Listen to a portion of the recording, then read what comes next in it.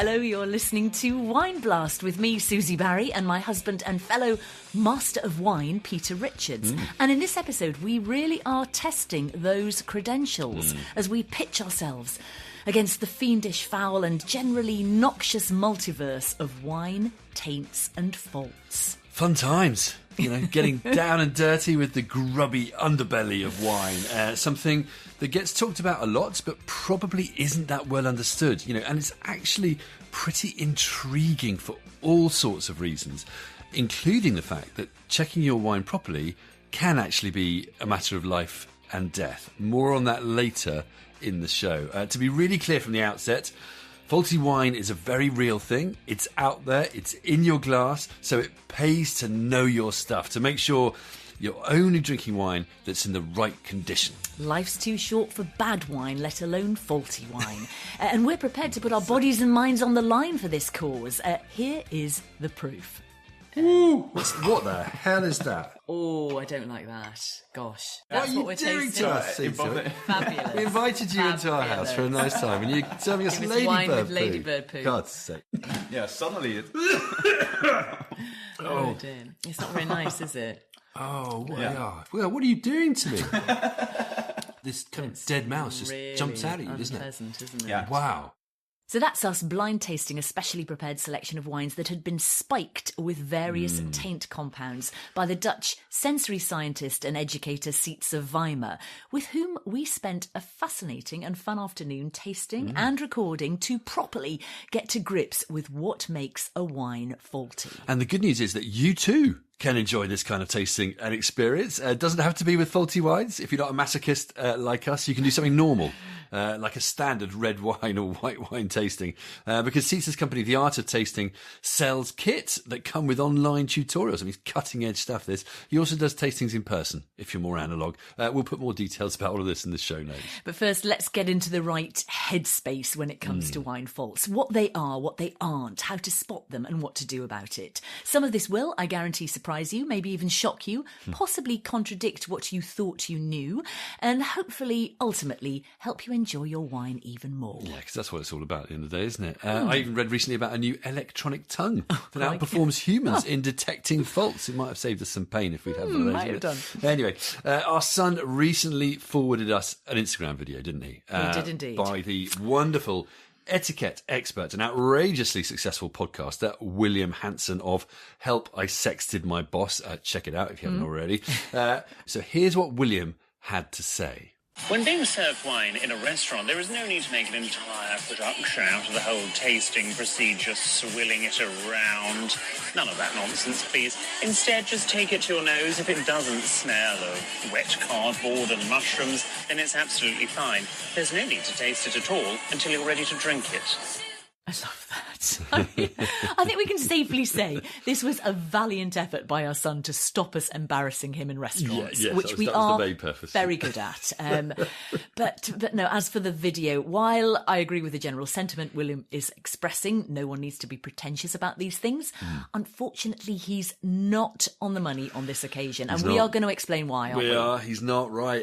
It's very, very true. Right, so we have talked faults before on the pod. We've covered biogenic amines in the undeserved hangover from season 2, and also light strike from season 5, among other things. So we're not going to dwell too much on those. What we are going to do in this episode is run through a number of common or key wine faults and taints, exploring what they are, how to spot them, what causes them, how you could remedy them, because that is possible for some faults. And at the end, we'll summarise our top tips on wine faults. That will be well worth sticking around to take in, maybe commit to memory, I don't know, put on a t-shirt, something like that. Anyway, along the way, we will be talking mould, boiled eggs, ladybug poo, cabbage, wet drains, cheesy feet, vomit, nail varnish remover, potato skins, and dead mouse. So if that isn't an incentive to carry on listening, I don't know what is, frankly. Sounds like the homebrew I made when I was 17. Just one thing to add before we start. That list does sound like a horror show, doesn't it? But it's important to note that perception is individual, and different people can perceive things in different ways, or sometimes not perceive something at all. There's specific anosmia is a condition where certain people can't smell certain compounds, for example, or what some people describe as green bean others might describe as ginseng. And the same can apply to how an individual compound is perceived. One person might find the smell of a particular flower very attractive. Another person can smell the same aromatic compound and perceive it as putrid. Fundamentally, they're smelling the same thing, just reacting to it differently. Equally, a clear fault for one taster might actually be a complexing agent or an intriguing, edgy character to another. So there can be a question of individual differences, context, culture, concentration, and perception to bear in mind here. Ultimately, though, there is such a thing as rancid wine. It's more common than you might think, probably more than you realise, and that's not good for anyone. So let's crack on, and we should give a bit of an introduction to Sietze at this point. Absolutely. So Sietze Wijma is from the Netherlands and studied psychology and then an MSc in sensory science. With his company, The Art of Tasting, he runs, as we've said, courses for wine and beer lovers and professionals, helping people to understand common flavours and how they're formed. And he does this by using a unique method of spiking wines with added flavour compounds to illustrate his point. Now, these flavours can be common or ordinary ones like bananas or green pepper or vanilla, or they can be wine faults. Now, Sietze heard our Wine Blast episode on Light Strike, and he reached out to offer to host just such a tasting with us to explore this theme of wine faults in a bit more depth. And being total wine nerds, we just couldn't resist. We couldn't. So he turned up at our house with a bunch of little bottles, didn't he? And a big smile beneath his impressive moustache. And we asked him to describe the scene as we sat down to taste. So in front of us are 11 bottles, labeled reference and 1 through to 10. They're all based on the same base wine. We have a delightful Chardonnay from Stony Creek from Australia. Very inoffensive and high volume white wine, so nothing too interesting about it itself, but it's a really nice sort of blank canvas to illustrate some of these faults. And the samples 1 through to 10 each have a single aroma compound added, and we will be tasting these samples, and then I'm very interested to hear your associations about these flavors. Yeah, so these are tiny, small bottles, one sort of 187 milliliter bottles. Exactly, so perfect for the three of us. Yes. Yeah. Okay, so that's the scene, a slightly daunting lineup of 11 bottles, all white wine, all looking exactly the same, but we knew that Sietze had spiked 10 of them with various horrors to see our reactions and actually to test whether we knew what we were talking about. So in we gamely dived, didn't we? And here was how we got on with the first fault. Oh. Oh my God, right. Let's get this out of the way, right? The most famous wine fault. I think that is it, right? Go on, I hope it's TCA or cork taint or whatever. It smells, but it's so recognisable immediately. Yes, exactly. It's like that. It's like, I always think it's like wet cardboard. It's just damp mouldy, and musty, damp and musty and mouldy. Yeah. Old places, old things. Exactly. And is that one compound then? Yes, exactly. So it's a single compound. And the compound is called TCA, so that's the name of the molecule. Yeah. It's an abbreviation for trichloroanisole, and that's indeed responsible for the fault cork taint. Perfect. And you've already given some perfect descriptors.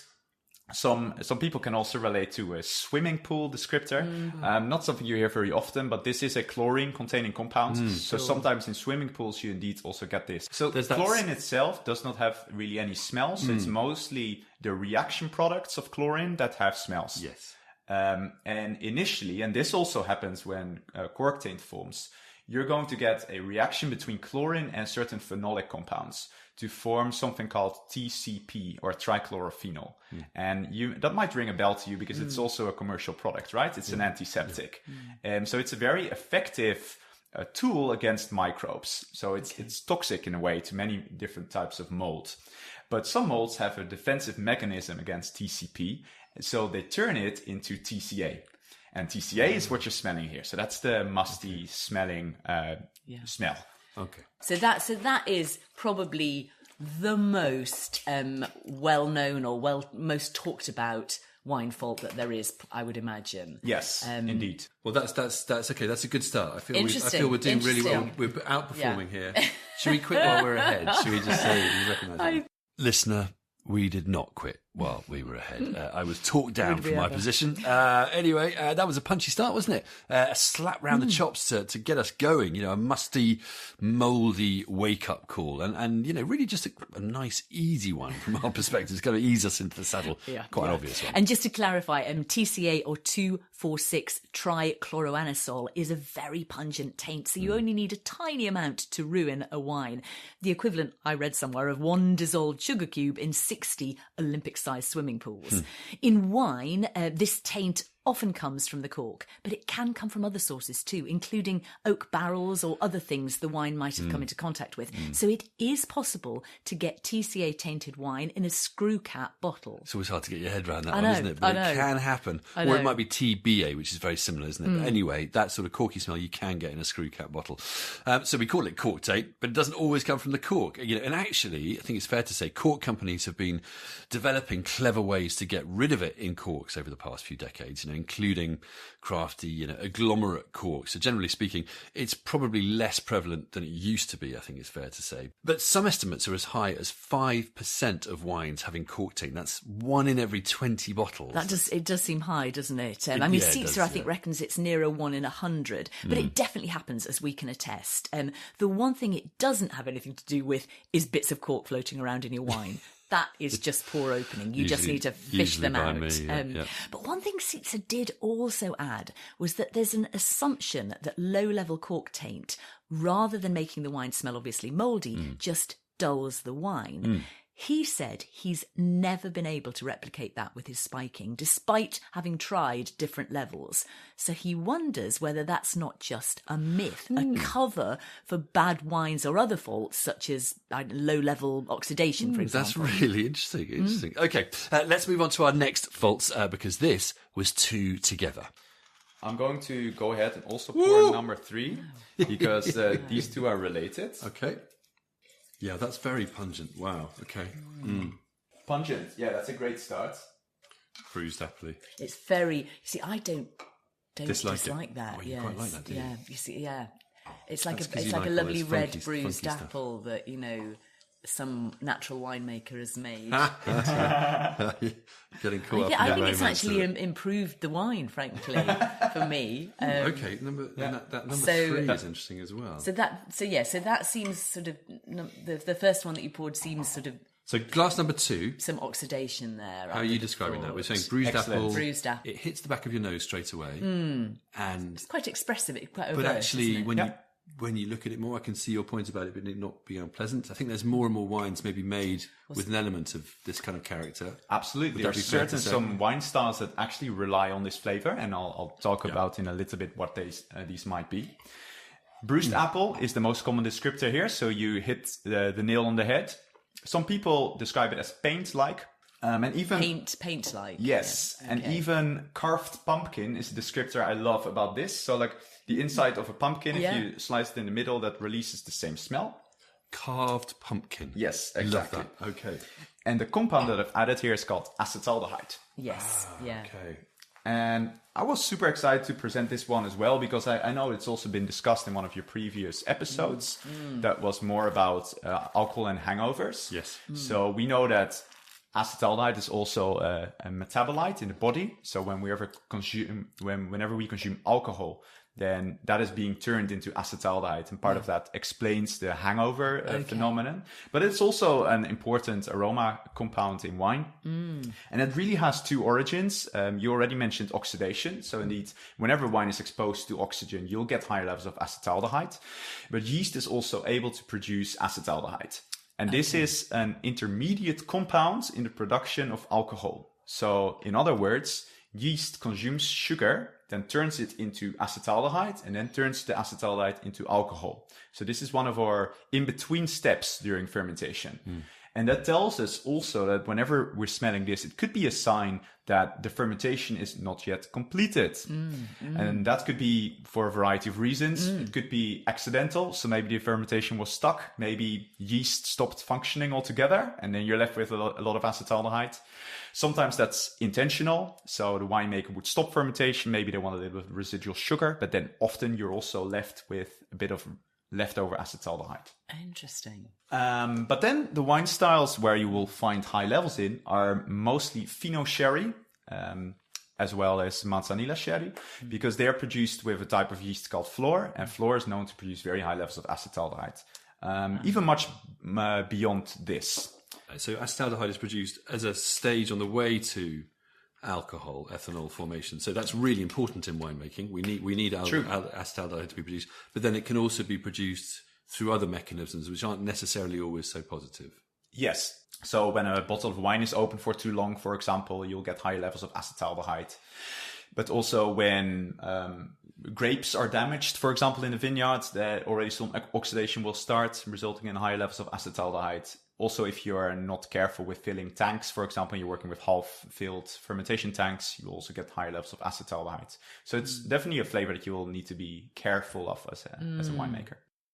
Okay, so this is interesting. As Sietze says, we did talk about acetaldehyde in our red wine headaches episode, and it's an intriguing substance because, as he says, it's formed as a step along the chain to the formation of alcohol by yeasts. And then it's also formed when our bodies break down alcohol, again, usually as a step in the chain towards getting rid of alcohol from the body. Yeah, and when it crops up in wine, in excess, it's bad. It can be a winemaking fault. But then in some wines, like Fino sherry, it's part of the normal flavour profile. And as you said, you didn't find it unpleasant. No. It's sort of a kind of natural wine feel there. So perhaps it's one of those where it's a fault in excess or to some people or in the wrong context.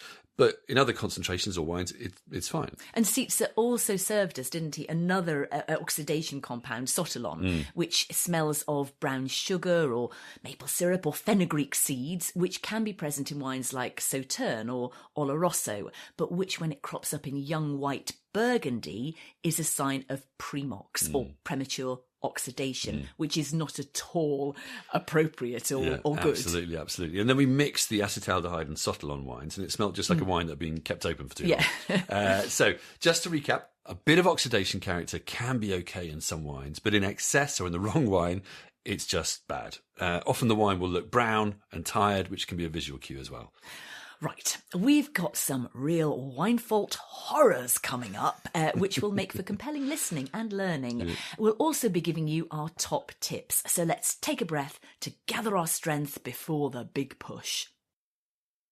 By way of summary so far, life is too short for faulty wine, which is very real and pretty disgusting, especially when it comes to something like TCA or cork taint. But some faults can be a question of extent or context, so it's not always straightforward calling it one way or the other. But that's not the case with our next one, is it? Let's check it out. This is fun. Good. I'm really enjoying this. Should I not be enjoying? I shouldn't be enjoying this. Sure, you should really be enjoying it. I think you're it's proper geek. If exactly, it's because my nerd quotient is so high. Sietze would say. That's why I'm enjoying it. Right, okay. Right, number 4. That is number 4. Immediately. What the hell is that?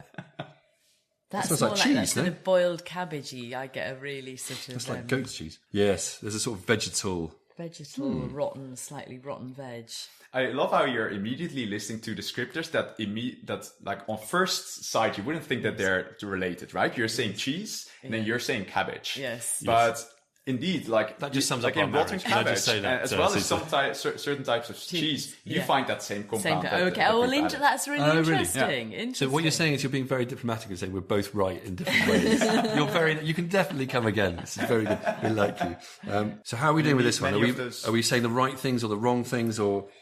I wouldn't know what. I'll be a little bit more specific about the cheese. I think this really smells of camembert. So that's the type of cheese that can smell like this. Not all cheeses smell like this. No, okay. Indeed, cabbage, common descriptor. Also, drains, like blocked drains, is another common one that people will describe this as. Okay. And the compound is called methyl mercaptan. And this belongs to the class of sulfur compounds. Okay. And there's a lot of different sulfur compounds that can be found in wine. But this is one of them, and it's related to 2 faults. First one being reduction, and then the other one is light strike, which you've talked about. Yes, I definitely did wonder whether we were like, going into light strike territory. Light strike stuff. Yes, yeah. So sulfur's obviously quite a complex issue, and I'd be interested to hear you talk about it because obviously.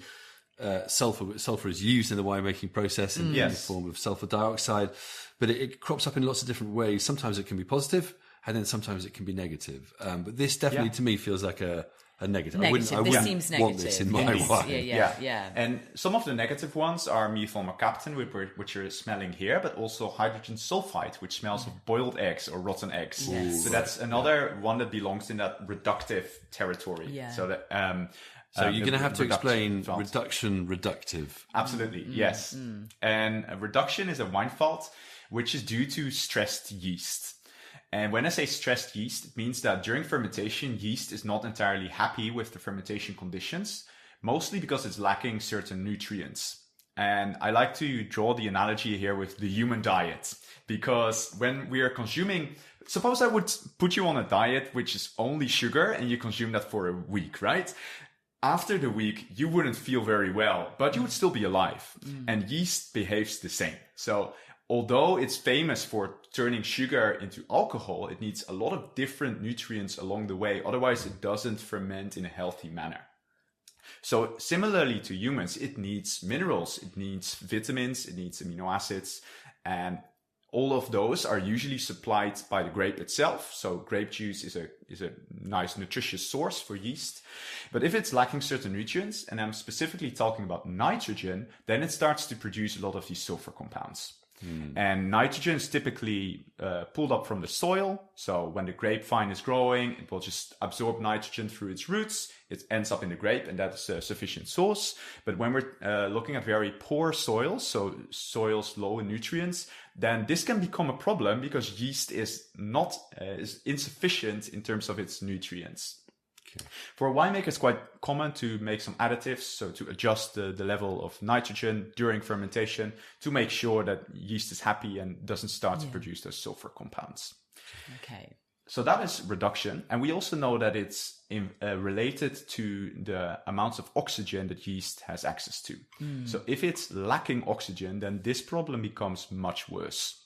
Okay, so too much oxygen and you're getting bruised apple and caramel, too little oxygen and you're running into these problems. And that can also happen even during bottling. So if you're initially looking at a slightly reductive wine, then the problem can get worse if you're then using a screw cap with very efficient linings that completely seal the bottle of any oxygen at all. Then that's exactly what I was thinking. That it often seems to be with screw-capped wines that we think of these slight issues. I mean, a bit of reduction though can be quite nice, can't it?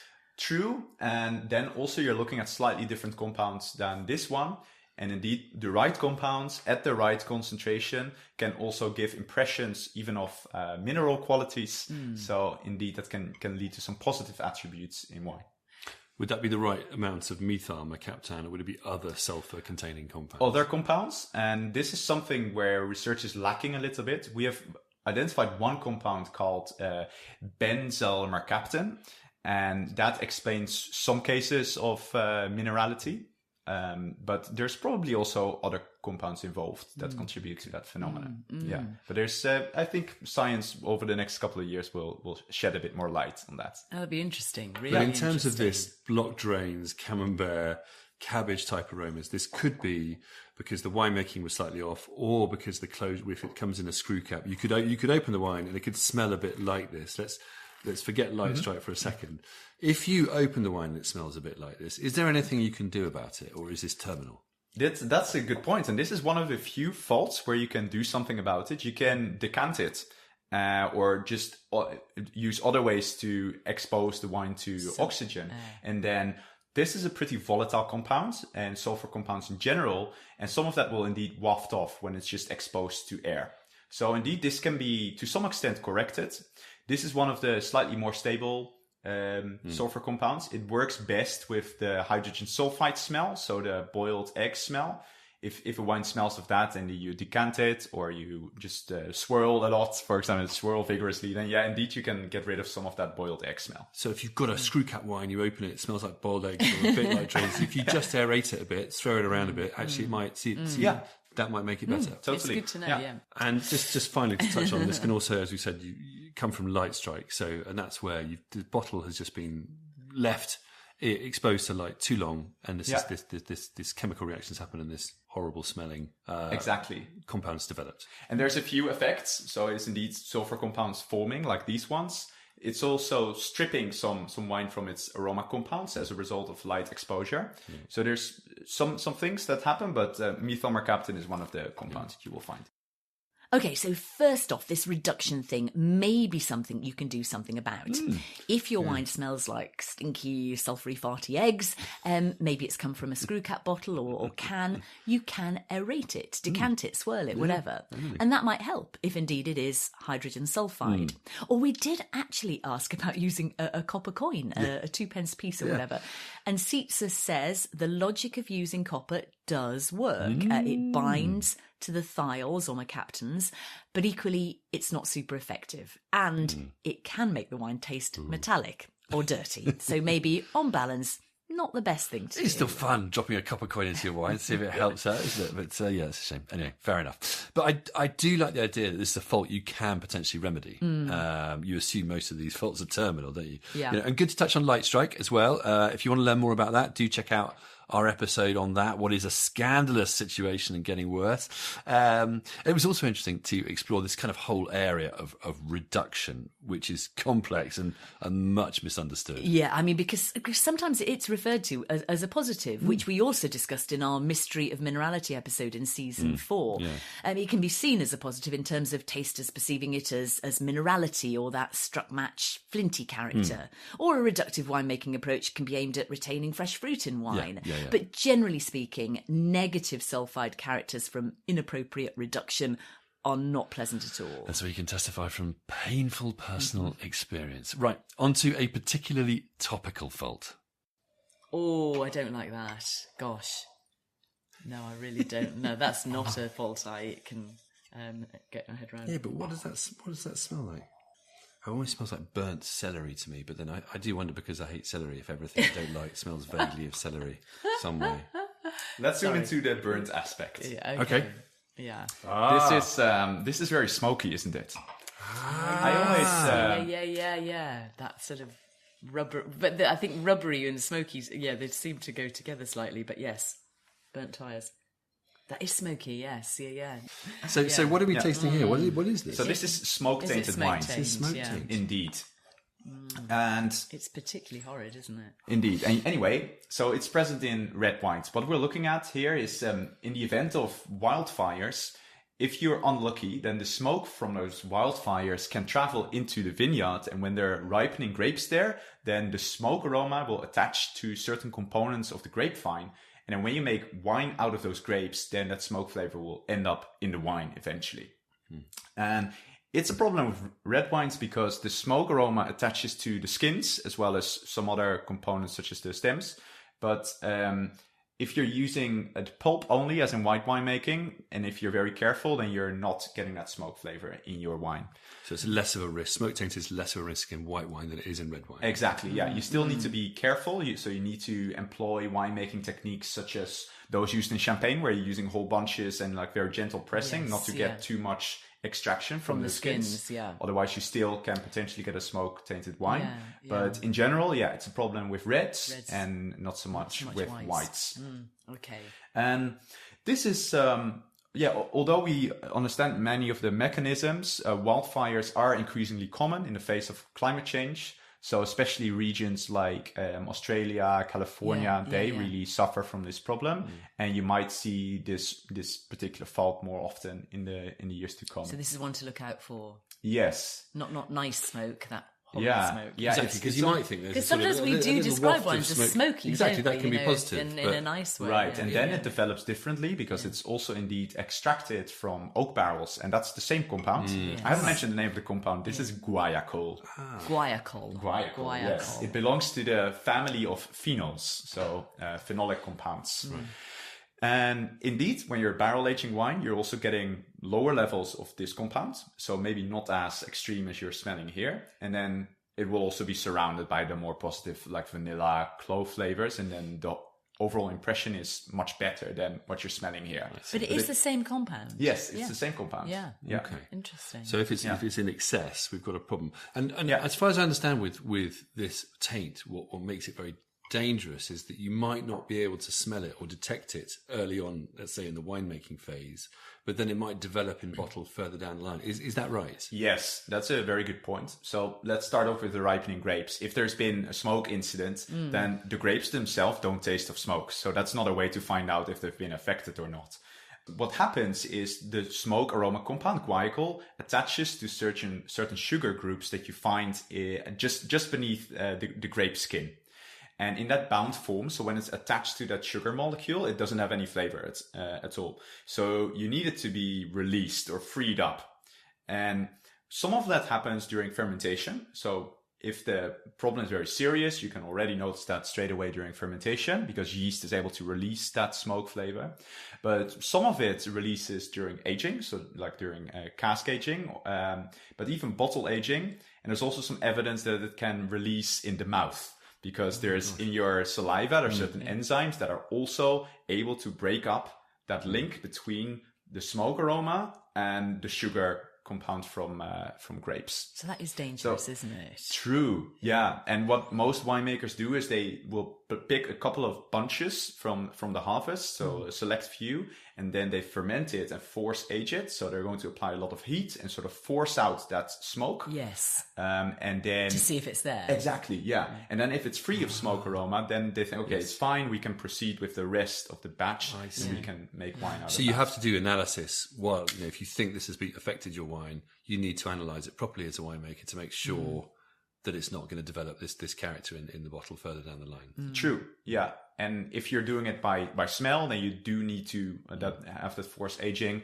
In a lab, they could also detect the bound version of the smoke aroma. So you could send it into a lab and then check for these aromas.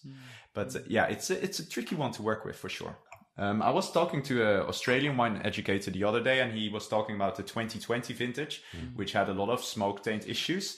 And their solution was to actually distill the wine and then turn it into hand sanitizer. And at the time, we had the COVID pandemic. So everyone, well, at least they put it into use. Yes. But then even when using the hand sanitizer, that smoke smell was still coming through. Really? Yeah, so it's quite persistent. Goodness me. Yeah.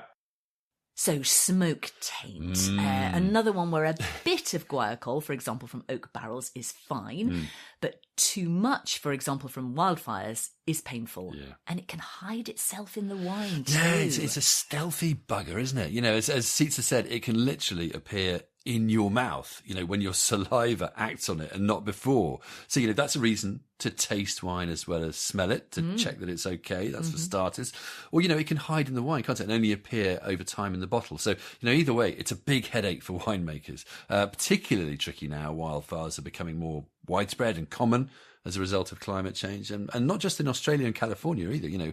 We're seeing them all over, aren't we? Portugal's had some this year. Spain isn't immune. Chile gets them. Greece. Yeah, and it can be absolutely devastating for producers because it's not just an odd faulty bottle, is it? It's a whole batch of wine, possibly even a whole year's crop. Yeah. I mean, if you remember, our first ever Wine Blast episode was called Australia on Fire, and in that year, 2020, for example, iconic Aussie producer Clonakilla decided not to release any wine at all because of smoke taint concerns. It's that serious. Yeah. Okay, so a very current one there. Smoke taint is on the rise, so keep an eye out. Let's move on to another couple of compounds typical of a much discussed fault. And just to clarify, sulfur dioxide is a widely used substance for winemaking hygiene and can help control a lot of these faults we're talking about. Okay, now that smells quite medicinal to me. Wonderful. That smells kind of, like sticking plasters. Fantastic. Yeah, it is really minty medicinal, isn't it? But there is a sort of mintiness to it. It's a sort of medicinal camphor, almost like tarmacy, camphory type aroma, but something you'd associate with medicinal. Yes. Is it leather? It's slightly leathery though. There's a slight gamey leatheriness as well to it. So. Lovely. Are we into sort of Brettanomyces type territory? Yes. Okay. Precisely. This is a Brettanomyces smell. Okay. The medicinal smell kind of comes across as Band-Aid to many people, but also as if you're walking into a hospital and you're smelling like an antiseptic solution. Yeah. like TCP. Sort of yes. Thing, But then there's also many animal-like descriptors, such as sheep's wool, leather, indeed, another common descriptor, and barnyard, horse blanket, another famous descriptor here. So this is one of those compounds as well that has so many different descriptors. It's perceived very differently. Yes, but I think... I often quite like a little bit of Breton. It's a bit of sort of wildness, a bit of sort of funkiness. Yes. Funkiness. This is super funky. This one probably isn't. This tips over. Also, again, it's something that I would expect in a red wine more than a white wine. Yeah, exactly. So it's kind of weird, sort of finding strange it in white, to find it in a white. Yes. Yeah. Let's talk about that. There's a couple of factors why you see Brettanomyces more in red wines than in white wines. And one of them is you need at least a little bit of skin contact, because Brettanomyces is a type of yeast that can metabolize some amino acids pulled from the skins. And those are compounds that typically Saccharomyces, which is the conventional type of yeast, does not use. So you need some skin contact. Also, bread doesn't deal very well with sulfur dioxide. And we know that sulfur dioxide is more effective at high acidity. So white wines typically have higher acidity, so they're better protected against bread. And then one other feature of bread is really likes to hide in a wooden barrel. And you do see barrel-aged whites, of course, but it's also more common in red wines. So those are a couple of reasons why you get it more in red than white. And just to go back a step as well, Brettanomyces is a yeast. Yes, maybe I was jumping ahead. Maybe just dial back a little bit and explain the very basic things pathways that we're dealing with here. Okay, so let's start maybe with the normal type of yeast. Saccharomyces is used in all wines. It's really effective at producing alcohol from sugar, and it does so in a very reliable way, typically quite fast. So like in about 2 weeks, you have your wine ready to go. Bread is a type of yeast that works a lot slower. So it likes to take its time, but it's also quite efficient at living in a nutrient low nutrient environment. Sometimes I make the analogy here with a runner. So you have like marathon runners and sprinters, right? And bread is more like a marathon runner. So it's very slow, but it can sustain for a much longer time. And Saccharomyces, so our normal sugar yeast, is more like a sprinter. So super fast, but maybe doesn't have the endurance that bread has. Okay?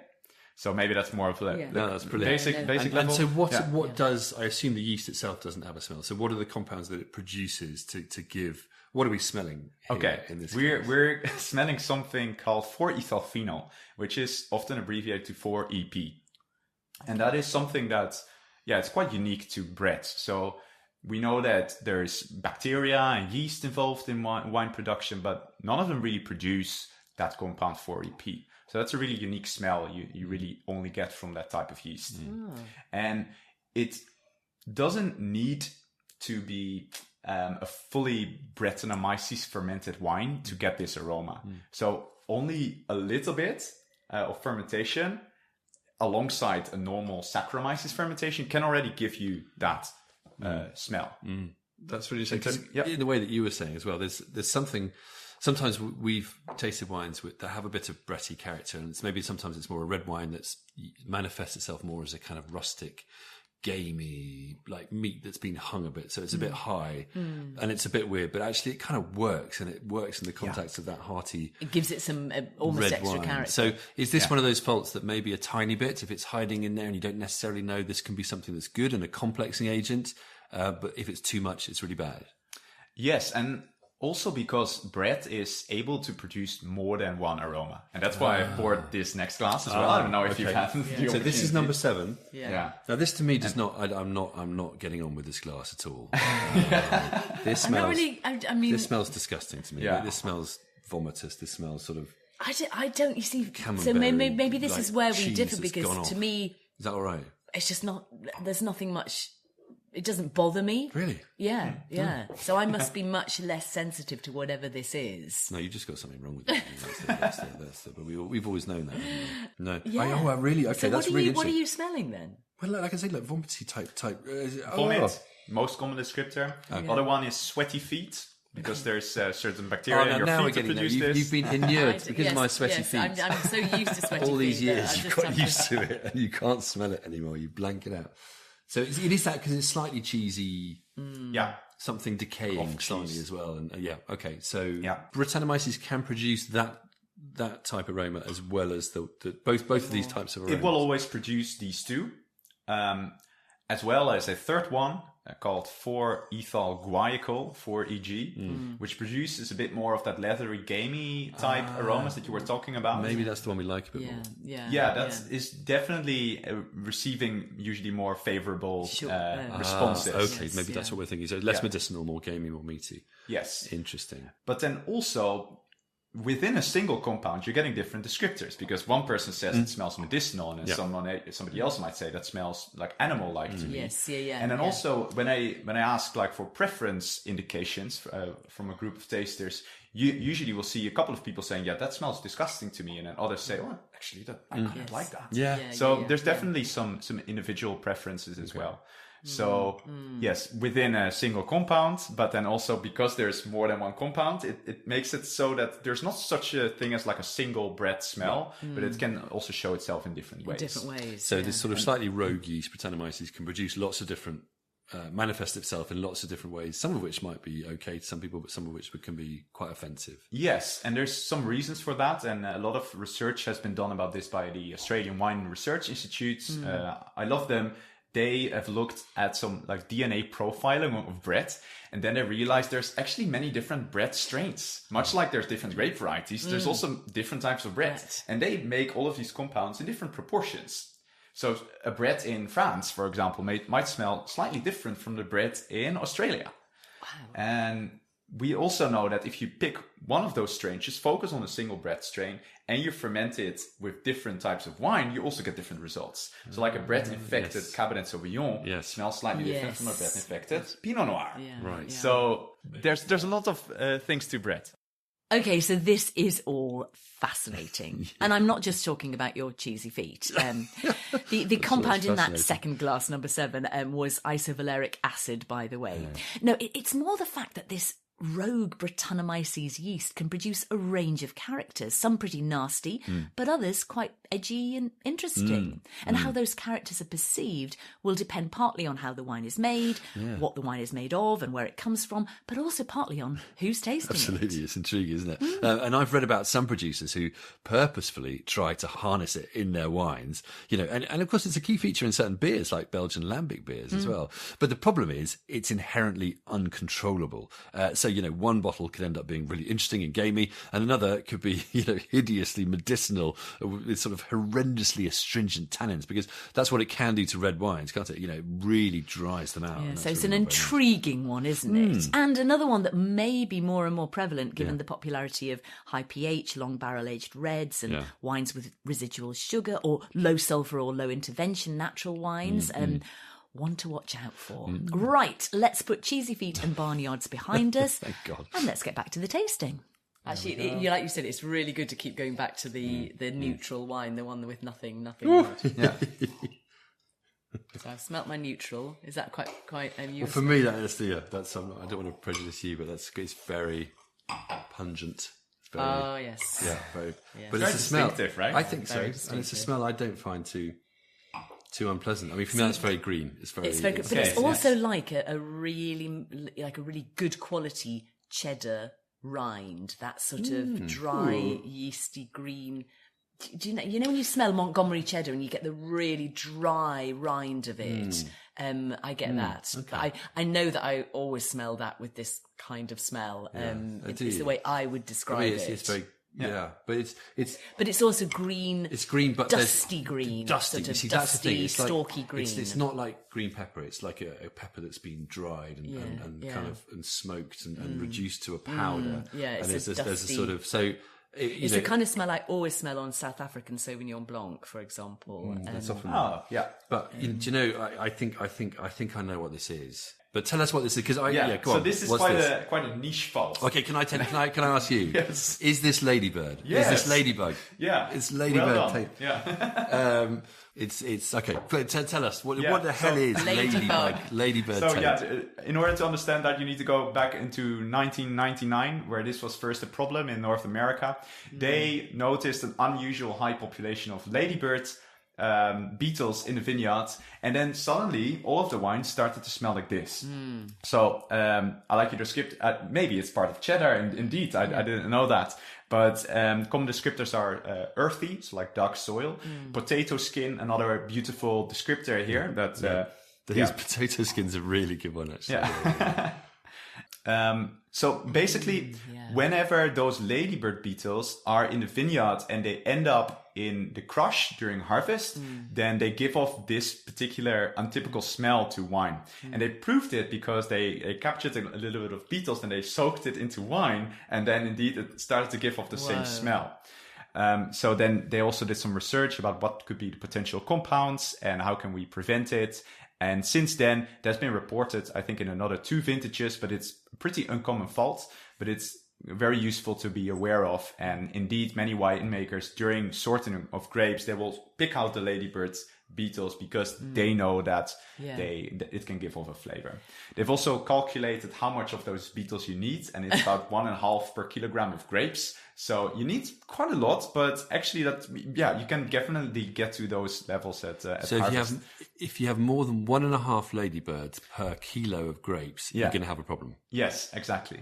1.5. So that's like the tolerance level that they calculate. They're only going one way in the wine vat, aren't they? Yeah. So if you get an infestation of ladybirds and they get into the wine, it can cause this, and it is very sort of earthy, dusty. It's not that they are putting something onto the grapes; it's just the fact they are actually in the crush themselves. Yes, exactly. So is it just their bodies leaching out this? Yeah, it's also been identified in their excrement. So even if that ends up in the ladybird poo. Ladybird poo. Ladybird poo. Ladybird poo. That's what we're doing tasting. to us, Fabulous. We invited you into our house for a nice time, and you're serving us ladybird poo. God's sake. That's really fascinating. The potato skin thing is really interesting because you know those sort of things where you say, I would never have thought of that, but it's like when you take them fresh out of the earth. Yes. And that's the smell you get. Not when it's been baked in the oven for an hour. It's literally fresh out of the earth. Almost when you're cleaning the earth off them. Yeah. You do. If you look at this compound chemically, it belongs to the class of methoxypyrazines. Oh, yes. So you get some of them in Sauvignon Blanc as well. You briefly mentioned that. Yeah. And so the whole green pepper thing that I mentioned, it's sort of not dissimilar to this. Exactly, yeah. There are 2 different compounds. So you can abbreviate them. One is IPMP, that's this one, and the other one's IBMP. Okay. Really closely related chemically, but slightly different origins in wine. And one of them comes across more like green bell pepper. You find that more in Sauvignon Blanc. Yeah, I definitely get that in that particular. IPMP. But I don't have a problem with that at all. Actually, as faults go, that's quite nice. You're quite partial to a bit of I like little ladybird poo. Well, there we go. Who knew? So you're partial to a bit of ladybird poo. There we go. Who knew? Now we all know. I think there are worse poos. Let's not even. That's a whole other podcast season there. Anyway, we should just clear up that ladybirds are the same thing as ladybugs and lady beetles. For anyone confused, they're the small flying beetly things that are usually red with black spots. That's right, isn't it? And you will know if you've ever crushed them, as I once did when we had an infestation of them around one of our sash windows, and I inadvertently closed it on them. They do smell pretty noxious when they're crushed. So they clearly do have a smell that can transfer to wine. And I remember this because we discussed it with our great friend and Master of Wine mentor, Phil Tuck, may he rest in peace, when we were training for our NW exam. And he said the 2004 Burgundy vintage had this issue, which is why it can have that dusty green bean aroma. I think we thought he was going mad at the time, didn't we? But it turns out, he was right. He was indeed. He usually was, wasn't he? Absolutely. Okay, so we're nearing end game. Before we got there, Sietze showed us 2 compounds illustrating volatile acidity, or VA, which were acetic acid, or vinegar, and ethyl acetate, nail varnish remover. Both of which, again, we didn't find too objectionable. No, It's another one of those where a little bit can work, but in excess, it's overpowering. And there are actually legal limits aren't there, for VA in wine? Yeah, VA actually reminded me of my homemade kombucha, which probably says all you need to know about that. But Sietze explained that these were formed by bacteria which require oxygen to grow. So acetic acid bacteria, for example. There is an overlap with oxidation here, which we covered earlier with acetaldehyde and sotalol. But you can tell the difference here, given that acetic acid or vinegar can stimulate not just our olfactory or smell receptors, but also our trigeminal nerves. Hence you get that kind of stinging sensation when you sense it. It's the same feeling you get with, chili, or when the bubbles from a fizzy drink go up your nose, that sort of thing. Yeah. But acetic acid and ethyl acetate are bacterial in origin, whereas acetaldehyde can come from just oxidation alone. Yeah. And Sietze mentioned that's why winemakers can be so obsessed with fruit flies at harvest time, because they're known carriers of this bacteria that can kickstart vinegar formation. So it's a contamination issue that needs attention from winemakers, for example, by using sulfur dioxide to control it. Okay, so at this point, we'd got pretty much to the end of our little bottles with Sietze, but then he announced he had a final ace up his sleeve. Did indeed. What a treat. It wasn't a sample like the previous ones, based on the same wine. He'd had to brew it up bespoke for us, using grape juice with added alcohol and then fermenting it with lactic acid bacteria to illustrate a very specific taint, and one that's only really come to light in recent years, and that is mousiness, or ATHP, and it's a doozy. So let's jump back into the tasting. By smell, it smells of grape juice. Maybe you're getting a little bit some lactic, like milk or yogurt notes produced by the lactic acid bacteria. And then when you taste it,